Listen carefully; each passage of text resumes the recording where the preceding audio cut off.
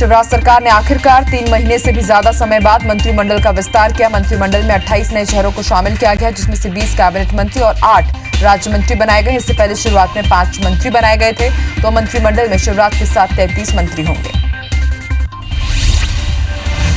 आज शपथ लेने वाले कैबिनेट मंत्री में 8 ऐसे हैं जो पहले भी मंत्री रहे, जबकि बीजेपी के 8 नए चेहरे मंत्री बनाए गए हैं। सिंधिया खेमे के 12 लोगों को नए मंत्रिमंडल में जगह मिली है। ये ऐसे लोग हैं जो अभी विधायक भी नहीं हैं। उपचुनाव से पहले ही ये मंत्री बना दिए गए हैं। नए मंत्रिमंडल में असंतुलन को लेकर आवाज उठने लगी है। ग्वालियर चंबल से सबसे ज्यादा मंत्री बनाए गए हैं। सागर ग्वालियर से 3-3 मंत्री बने हैं। मंदसौर, शिवपुरी, मुरैना, भिंड जिलों को भी 2-2 मंत्री मिले हैं। 52 जिलों में से मात्र 23 जिले से सभी 33 मंत्री हैं, जबकि नए शपथ लेने वाले सभी 28 लोग 20 जिलों से हैं। मंत्रिमंडल विस्तार में सिंधिया के प्रभाव वाले ग्वालियर चंबल अंचल ने एक नया रिकॉर्ड बना दिया है। प्रदेश के गठन के बाद ये पहला मौका है जब इस क्षेत्र से प्रदेश सरकार में 12 मंत्री हैं। अंचल के 12 जिलों में केवल श्योपुर को छोड़ दे तो बाकी 7 जिलों को मंत्रिमंडल में प्रतिनिधित्व मिला है। अब शिवराज मंत्रिमंडल में कुल 33 मंत्री हो गए हैं। सिंधिया ग्रुप के ज्यादातर समर्थकों को मंत्री बनाया गया है। प्रद्युमन सिंह तोमर, महेंद्र सिंह सिसोदिया, प्रभुराम चौधरी, ब्रजेंद्र सिंह यादव, इमरती देवी, ओपीएस भदौरिया, हरदीप सिंह डंग ने मंत्री पद की शपथ ली। कैबिनेट में ग्वालियर चंबल का दबदबा भी कायम रहा। मंत्रिमंडल विस्तार में महाकौशल की उपेक्षा का आरोप लग रहा है, जहां से सिर्फ रामकिशोर कावरे को ही राज्य मंत्री बनाया गया है, जबकि कमलनाथ सरकार में इस इलाके से 5 मंत्री बने थे। बड़े शहरों की उपेक्षा का भी आरोप लगा है। भोपाल में कैबिनेट विस्तार के बाद मुख्यमंत्री शिवराज सिंह चौहान और ज्योतिरादित्य सिंधिया सीएम हाउस में अपने समर्थक मंत्रियों और पूर्व विधायकों के साथ बैठक किए। इसके बाद इस बैठक में जिन विधानसभा क्षेत्रों में उपचुनाव होना है, वहां के विकास कार्यों और योजनाओं को लेकर रूपरेखा पर चर्चा हुई। इससे पहले सिंधिया के माड़वा नेमाड़ इलाके के सैकड़ों समर्थक बीजेपी में शामिल हुए। कैबिनेट विस्तार के बीच पूर्व सीएम कमलनाथ ने नए मंत्रियों को बधाई दी है। वहीं भाजपा के वरिष्ठ और अनुभवी भाजपा विधायकों को मंत्री नहीं बनने पर दुख जताया है। कांग्रेस के कद्दावर नेता जीतू पटवारी, तरुण भनोत और सज्जन सिंह वर्मा ने भी कैबिनेट विस्तार पर तीखी प्रतिक्रियाएं दी हैं। भोपाल में बीजेपी दफ्तर में शामिल हुए सिंधिया समर्थक 8 पूर्व विधायक बीजेपी में शामिल हुए हैं और इनके साथ ही सिंधिया समर्थक 15 महामंत्री, 13 प्रदेश सचिव, 9 कार्यकारी जिला अध्यक्षों ने भी बीजेपी की सदस्यता ली। कांग्रेस प्रवक्ता रहे पंकज चतुर्वेदी और शाहवर आलम भी बीजेपी में शामिल हुए हैं। वहीं पूर्व मंत्री रामकृष्ण कुसमरिया की भी घर वापसी हुई। शिवराज सरकार के कैबिनेट विस्तार पर तंज कसते हुए जीतू पटवारी ने कहा कि शिवराज ने जयचंदों को कैबिनेट में मंत्री बनाया है। ये जयचंद बिके हुए हैं। उन्होंने सिंधिया समर्थक मंत्रियों को अवसरवादी भी कहा। साथ ही पटवारी ने मुख्यमंत्री शिवराज सिंह चौहान पर भी हमला बोला। कांग्रेस सांसद विवेक तनखा ने नए मंत्रिमंडल में शामिल लोगों को बधाई दिया और उसके साथ ही तंज भी कसा।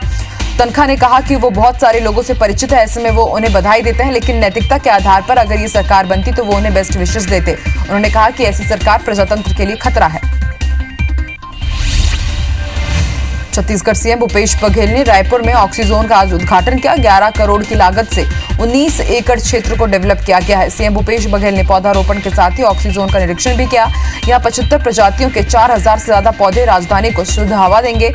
3 किलोमीटर लंबाई का पाथवे भी बनाया गया है। छत्तीसगढ़ को भारतीय खाद्य निगम में उपलब्ध सरप्लस चावल से एथेनॉल उत्पादन की अनुमति मिल गई है। सीएम भूपेश बघेल ने छत्तीसगढ़ में अतिरिक्त चावल से एथेनॉल उत्पादन की अनुमति देने के लिए केंद्र सरकार से आग्रह किया था, जिसके बाद 24 अप्रैल को राष्ट्रीय जैव ईंधन समन्वय समिति की बैठक में एथेनॉल उत्पादन की इजाजत दी गई है। मंत्रियों के बीच अंतरकला की खबरों को लेकर मुख्यमंत्री भूपेश बघेल का बयान आया। सीएम भूपेश बघेल ने कहा कि सारे मंत्री एकजुटता के साथ काम कर रहे हैं, सभी एक हैं। जिनको ऐसी गलतफहमी है वो अपनी गलतफहमी दूर करें। सीएम ने कहा कि भाजपा के पास कोई काम नहीं है, इसलिए हर वक्त वो इस तरह के मुद्दों को तूल देने की कोशिश करती है। मनरेगा में छत्तीसगढ़ का बेहतर प्रदर्शन जारी है। जॉब कार्डधारी परिवारों को 100 दिनों का रोजगार देने में राज्य देश में अव्वल रहा है। प्रदेश में शुरुआती 3 महीने में ही साल भर का 66% लक्ष्य पूरा हो गया है। छत्तीसगढ़ के खाद्य मंत्री अमरजीत भगत ने मरवाही विधानसभा उपचुनाव में जीत का दावा किया है। उन्होंने कहा कि सत्तापक्ष वाली पार्टी ही ऐसे मौकों पर जीतती है। अमरजीत के बयान पर बीजेपी ने पलटवार करते हुए कहा है कि कांग्रेस प्रशासनिक मदद का दुरुपयोग करना चाहती है।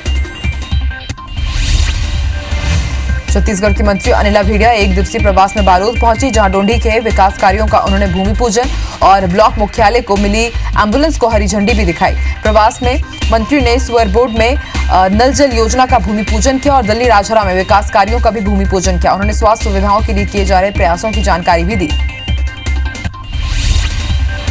रायगढ़ में कोरोना संक्रमण को लेकर सांसद गोमती साय ने राज्य सरकार पर आरोप लगाए हैं। केंद्र से फंड मिलने की बाद भी राज्य सरकार कोरोना को रोकने में सफल नहीं हुई है, जिस पर कांग्रेस का कहना है कि कोरोना संकट में भाजपा सकारात्मक भूमिका निभाने में विफल रही है, इसलिए अब ऐसे बयानबाजी कर रही है। मंत्री टीएस सिंहदेव के वचन पत्र को लेकर दिए बयान पर छत्तीसगढ़ में सियासत गरमा गई है। रमन सिंह ने कहा कि बयान सरकार की बेचैनी दर्शाती है। इसी बीच विवाद को लेकर सरकार ने अब 2 मंत्रियों को प्रवक्ता बना दिया है। वैशाली नगर निगम क्षेत्र में राष्ट्रीय स्तर के सुविधाओं के साथ एनर्जी पार्क का निर्माण किया जाएगा, जिसका आज सांसद सरोज पांडे ने भूमि पूजन किया। पहले चरण में लगभग 1.5 करोड़ की लागत से गार्डन किनारे वॉल डिजाइनिंग और दूसरे कार्य किए जाएंगे। 6 एकड़ क्षेत्र में बनने वाले इस गार्डन के प्रथम चरण में 1.5 एकड़ क्षेत्र को विकसित किया जाएगा। छत्तीसगढ़ भाजपा ने बेरोजगारी भत्ता नहीं देने, शिक्षा पुलिस और शिक्षा विभाग में नियुक्ति की सारी प्रक्रिया पूर्ण होने के बाद भी नियुक्ति नहीं करने और बेरोजगारों से वादा खिलाफी करने को लेकर युवा मोर्चा को सरकार को घेरने का नया टास्क दिया है। इसके तहत युवा मोर्चा के कार्यकर्ता 3 जुलाई को अपने अपने घरों के सामने सरकार का पुतला फूकेंगे। छत्तीसगढ़ सरकार की सकारात्मक पहल से जीएसटी, ऑटोमोबाइल, कृषि सहित अन्य क्षेत्रों में तेजी आई है। जीएसटी संग्रहण पिछले साल के मुकाबले 22% बढ़ा है। वाहन रजिस्ट्रेशन में मई माह की तुलना में 3.5 गुना वृद्धि दर्ज की गई है। संकट इस काल में पूरे देश में जहां आर्थिक मंदी का माहौल है, वहीं अनलॉक के बाद भी छत्तीसगढ़ की अर्थव्यवस्था पूरी रफ्तार से चल रही है। एमपी के पूर्व सीएम कमलनाथ ने प्रभात झा और वीडी शर्मा को लीगल नोटिस भेजा है। उनकी छवि धूमिल करने का आरोप लगाया गया है। 7 दिन में सार्वजनिक माफी न मांगने पर कानूनी कार्रवाई की चेतावनी दी गई है। ज्योतिरादित्य सिंधिया और उनके कमला राजे ट्रस्ट की जमीनों को लेकर हाईकोर्ट के ग्वालियर बेंच में एक जनहित याचिका दायर की गई। याचिका में कहा गया है कि सिंधिया ने सिटी सेंटर इलाके में लगभग 22 से ज्यादा सरकारी सर्वे की जमीनों को सरकारी दस्तावेजों में अपने और कमला राजे ट्रस्ट के नाम पर चढ़वा लिया है। छत्तीसगढ़ स्टेट बार काउंसिल चुनाव मामले में सचिव मल्लिका बल की गिरफ्तारी के खिलाफ पेश अवमानना याचिका पर आज बिलासपुर हाईकोर्ट में सुनवाई हुई। इस दौरान डीजीपी ने हाईकोर्ट में पेश होकर कार्रवाई में गलती होने की बात स्वीकारी और अब मामले में आगे कोई कार्रवाई नहीं करने की अंडरटेकिंग दी। मामले को खात्मा के लिए भेजा जाएगा। नाबालिग से दुष्कर्म मामले में पूर्व मुख्यमंत्री रमन सिंह के ओएसडी ओपी गुप्ता की जमानत याचिका पर सुनवाई करते हुए हाईकोर्ट ने शासन से 2 हफ्ते में केस डायरी तलब की है। घर में काम करने वाली नाबालिग छात्रा के साथ दुराचार करने का आरोप भी ओपी गुप्ता पर लगा था। जिस वक्त घटना को अंजाम दिया गया था, उसमें नाबालिग 11वीं कक्षा में पढ़ाई कर रही थी। गुजरात से गिरफ्तार हुए 64 मामलों के आरोपी जीतू उर्फ जितेंद्र सोनी ने इंदौर पुलिस को बताया कि 30 नवंबर को माई होम होटल पर दबिश के बाद वो स्लीपर बस से राजकोट गया। वहां से इंदौर में हो रही हर गतिविधि की जानकारी लेता रहा। 6 महीने की फरारी में उसने कई तनाव भी झेले। फिलहाल पुलिस उससे मानव तस्करी मामले में पूछताछ कर रही है। पूर्व कैबिनेट मंत्री और कांग्रेस विधायक हर्ष यादव ने भाजपा नेताओं और अधिकारियों पर सनसनीखेज आरोप लगाते हुए कहा है कि उनकी हत्या करने का षड्यंत्र चला रहा है, लेकिन वो डरने वाले नहीं है। पेट्रोल, डीजल और गैस की मूल्यवृद्धि के विरोध में आयोजित एक प्रदर्शन के दौरान उन्होंने ये बात कही। मध्य प्रदेश में शिवराज सरकार के मंत्रिमंडल विस्तार पर तंज कसते हुए कांग्रेस ने इसे बीरबल की खिचड़ी बताया है। कांग्रेस के प्रदेश सचिव विवेक खंडेलवाल ने इंदौर की सिंधी कॉलोनी में प्रदर्शन के दौरान बताया कि शिवराज मंत्रिमंडल की खिचड़ी बीरबल की खिचड़ी साबित होगी, जो ना कभी पकेगी और ना ही लोग इसे खा पाएंगे। मंत्रिमंडल विस्तार पार्टी का पेट दुखाएगी। वंदे मातरम मिशन के तहत रूस से 24 छात्र आज इंदौर पहुंचे। रूस के मॉस्को से होते हुए 143 यात्रियों से भरे विमान ने आज इंदौर में लैंडिंग की। इनमें से 24 छात्र इंदौर के रहने वाले थे। इंदौर आने पर इन छात्रों की स्वास्थ्य विभाग ने स्क्रीनिंग की। कोरोना के कोई भी प्रारंभिक लक्षण सामने नहीं आने पर विभाग ने छात्रों को ई पास जारी कर दिया है और उन्हें उनके गृह जिले के लिए रवाना किया। ग्वालियर में आर्थिक तंगी से दो चार हो रहे नगर निगम अपने बकायादारों से टैक्स की वसूली करने के लिए अब असक्षम साबित होता दिखाई दे रहा है। नगर निगम होर्डिंग संचालकों से 9 करोड़ 50 लाख रुपए की रिकवरी नहीं कर पा रहा है, उल्टा उन पर मेहरबान दिखाई दे रहा है। अधिकारियों की हिम्मत ही नहीं हो रही है कि इनसे टैक्स की वसूली की जा सके। गोरिल्ला युद्ध में माहिर हो चुकी पुलिस माओवादी के टैक्टिकल काउंटर के खिलाफ अब पूरी तरह मुस्तैद हो गई है। कई इलाकों में पुलिस का दावा है कि पुलिस के सघन अभियान के कारण नक्सलियों को अपने कदम पीछे हटाने पड़े हैं। पुलिस के प्रशिक्षित दस्ते अब गर्मियों के अलावा बारिश में भी माओवादियों पर हावी रहेंगे। छत्तीसगढ़ के मुंगेली में नाबालिग लड़की को एक तरफा प्रेम के चलते युवक ने जिंदा जला दिया। वहीं इलाज के दौरान पीड़िता की मौत हो गई। पुलिस ने हत्या के आरोपी को गिरफ्तार कर लिया है। जांजगीर में रेत माफियाओं के हौसले बुलंद दिख रहे हैं। एसडीएम की गाड़ी को अवैध रेत से भरे हाईवा ने ठोकर मारने का मामला सामने आया है। प्रशासन ने माफिया के खिलाफ कार्रवाई करते हुए 9 ट्रैक्टर, 4 हाईवा और 1 जेसीबी भी जब्त की है। महासमुंद में कांग्रेस अध्यक्ष पद के लिए मामला फंसता ही जा रहा है। पहले इस पद पर साहू जाति की दावेदारी के बाद सतनामी वर्ग भी सामने आया। अब आदिवासी वर्ग के प्रतिनिधि अपना वर्चस्व कायम करना चाहते हैं। अध्यक्ष पद की तीनों जातियों के बीच जोर आजमाइश चल रही है। अब पार्टी के सामने पसोपेश की स्थिति है कि वो किस फॉर्मूला के तहत यहां अध्यक्ष की ताजपोशी करे। कोयला मजदूरों की 3 दिवसीय हड़ताल सिंगरौली में शुरू हो गई है। एनसीएल के लगभग 14,000 से ज्यादा मजदूर हड़ताल में शामिल हो गए हैं। ट्रेड यूनियन ने केंद्र सरकार के निजीकरण और कमर्शियल माइनिंग का विरोध करते हुए 3 दिवसीय हड़ताल की घोषणा की, जिसका व्यापक असर देखने को मिल रहा है। जिले की निगाही, नवानगर, जयंत अमलोरी सहित सभी 11 कोल परियोजनाओं में उत्पादन पूरी तरह ठप हो गया है।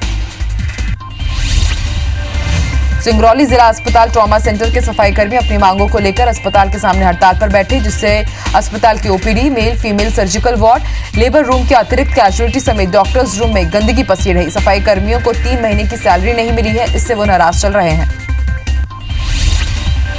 ट्रेड यूनियन की 3 दिवसीय हड़ताल में कोरबा के भी कोयला मजदूर शामिल हुए। केंद्र सरकार के निजीकरण और कमर्शियल माइनिंग के खिलाफ हो रहे हड़ताल में कई मजदूर संगठन शामिल है। हड़ताल होने से कोरबा में कोयला उत्पादन और कोयले परिवहन पर असर पड़ रहा है। सूरजपुर के भी ट्रेड यूनियन की हड़ताल का व्यापक असर देखा गया है। यहाँ लगभग 7,000 मजदूर इस हड़ताल में शामिल हुए। इस हड़ताल में इंटेक, एटेक और एचएमएस जैसे मजदूर संगठन भाग ले रहे हैं। हड़ताल से कोयला उत्पादन और कोयला परिवहन पूरी तरह ठप रहा। भाटापारा के बोरसी गांव में अवैध शराब अतिक्रमण और चारागाह की समस्या को आज ग्रामीणों ने रैली निकाली। इस रैली में ग्राम के सरपंच, उप सरपंच और ग्रामीण जनप्रतिनिधि शामिल हुए। रैली के दौरान शराब बंद करो, अतिक्रमण हटाओ जैसे नारे भी लगाए गए। ग्रामीणों का कहना है कि अधिकारियों से शिकायत के बाद भी कार्रवाई नहीं हो रही है।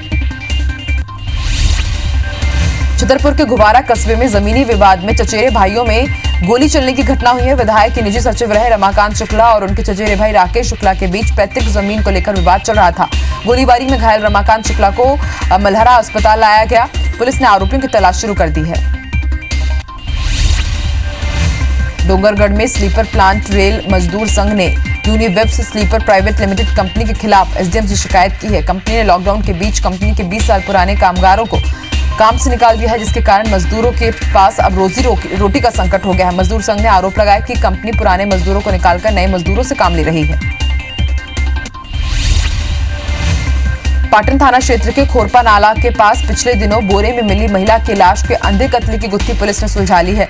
दुर्ग पुलिस ने हत्या के आरोपी को गिरफ्तार कर लिया है। पुलिस पूछताछ में आरोपी ओवन साहू और उसके बेटे उमेश साहू को वारदात को अंजाम देना स्वीकार किया है। आरोपी से बाइक और वैन भी जब्त की गई है। बिलासपुर में प्रेम प्रसंग के विवाद में एक ही परिवार के पिता और पुत्र की धारदार हथियार से हत्या कर दी गई। मामले में पुलिस ने 3 आरोपियों को गिरफ्तार किया है। मस्तूरी थाना क्षेत्र के कर्रा गांव में मृतक के छोटे बेटे शिवलाल का प्रेम प्रसंग ग्राम की नाबालिग युवती से चल रहा था, जिसकी वजह से लड़का और लड़की के परिजनों के बीच हमेशा विवाद रहता था। सूरजपुर की झीलमिली थाना के कोटिया में प्रदीप कुशवाहा के अंधे कत्ल की गुत्थी पुलिस ने सुलझा ली है। 24 जून को मृतक की लाश पड़ोसी की बाड़ी से मिली थी, जहां पोस्टमार्टम में गला दबने से हत्या की आशंका हुई है। मृतक की विधवा मां रामबाई और उसके आशिक विजय ने जुर्म कबूल लिया है। आरोपी मां और उसका आशिक पुलिस गिरफ्त में है। बैतूल के भीमपुर ब्लॉक के बीईओ कार्यालय में लोकायुक्त पुलिस ने रिश्वत लेते हुए एक बाबू को रंगे हाथों गिरफ्तार किया है। बाबू विनोद राठौर एक टीचर से मेडिकल क्लेम को स्वीकृत कराने के एवज में रिश्वत मांग रहा था, जिसकी शिकायत टीचर ने भोपाल लोकायुक्त टीम से की थी।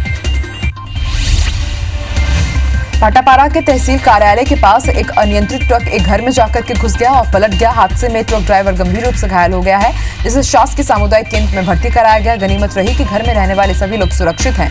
ट्रक दाल की बोरियों से भरा हुआ था। छिंदवाड़ा में आज अलग अलग 2 हादसों में 6 लोगों की मौत हो गई, वहीं एक गंभीर रूप से घायल हो गया है। पहली घटना शिवपुरी थाना अंतर्गत झुर्रे हनुमान मंदिर के पास हुई, जिसमें 3 लोगों ने दम तोड़ दिया। वहीं दूसरी घटना चौरई चांद बाईपास पर हुई है, जहां डंपर की चपेट में आने से बाइक सवार 3 लोगों की मौत हो गई।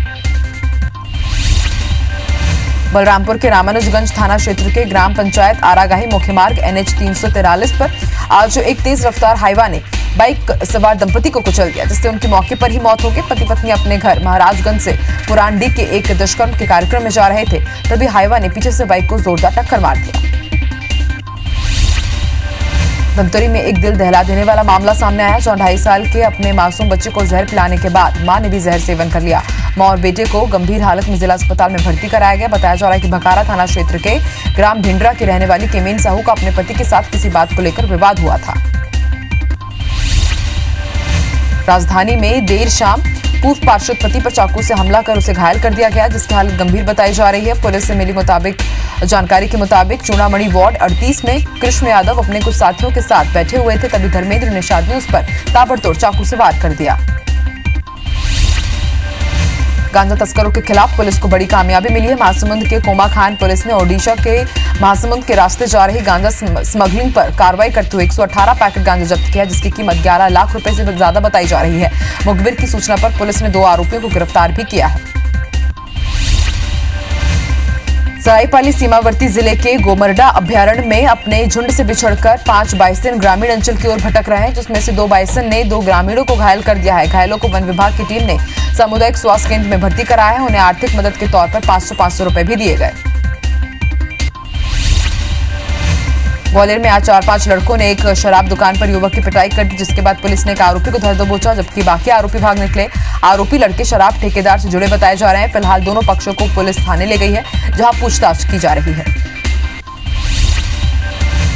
बलरामपुर के बादा गांव में नाबालिग बच्ची की मौत डूबने से नहीं बल्कि उसकी हत्या की गई थी।